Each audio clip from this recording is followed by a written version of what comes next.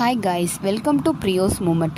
Today December 18 lunch prepare பண்ணலான்னு கிச்சனுக்கு போனால் கிச்சன் ஃபுல்லாக கச்சக்கச்சான்னு இருந்தது. ஓகே, எல்லாத்தையும் க்ளீன் பண்ணலான்னு சொல்லிட்டு ஃபஸ்ட்டு அடுப்பை க்ளீன் பண்ணிவிட்டு சிங்கில் உள்ள பாத்திரத்தையும் கழுவி வச்சுட்டேன். ஓகே, அப்படியே கவுண்டர் டாப்பில் உள்ளதையும் க்ளீன் பண்ணி முடிச்சிட்டோன்னா நெக்ஸ்ட்டு ப்ரிப்பரேஷன் ஸ்டார்ட் பண்ண ஈஸியாக இருக்கும்னு அப்படியே ஸ்டார்ட் பண்ண ஆரம்பித்தாச்சு.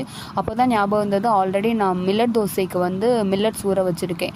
இப்போ நார்மல் தோசைக்குன்னா அரிசி தனியாக உளுந்து தனியாக ஒவ்வொன்றா தனித்தனியாக அரைக்கணும். இப்போ மில்லட் தோசைனா எல்லாத்தையும் கரெக்டாக ஒன்றா போட்டு ஒரே கிரைண்டரில் போட்டு ஆட்டி எடுத்துடலாம். அதுவும் கிரைண்டர் தான் ஆட்ட போகுது, நம்ம ஒன்றும் ஆட்ட போகிறது இல்லைன்னு சொல்லி டக்குன்னு போட்டாச்சு. ஆட்டி முடித்தோடனே ஃபஸ்ட்டு வேலையை அதெல்லாம் கழுவி வச்சிடணும். கழுவி வச்சா தான் நம்மளுக்கு ஈஸியாக இருக்கும். இல்லாட்டி அதை ஒரு கொஞ்சம் நேரம் போட்டு வச்சோன்னா அது 5 நிமிஷம் வேலை, அரை மணி நேரம் வேலையாகிடும். அப்படியே முடிச்சுட்டு லஞ்ச் ப்ரிப்பரேஷன் ஸ்டார்ட் பண்ணால் ஆல்ரெடி சுண்டைக்கடலை ஊற வச்சுருந்தேன், அதை வேக வைக்கலான்னு பார்த்தா டைம் ஆகிடும். ரிமைனிங் ப்ரிப்பரேஷன்னு பார்ட் 2ல் பார்க்கலாம். லைக் பண்ணுங்கள், ஷேர் பண்ணுங்கள், சப்ஸ்கிரைப் பண்ணுங்கள்.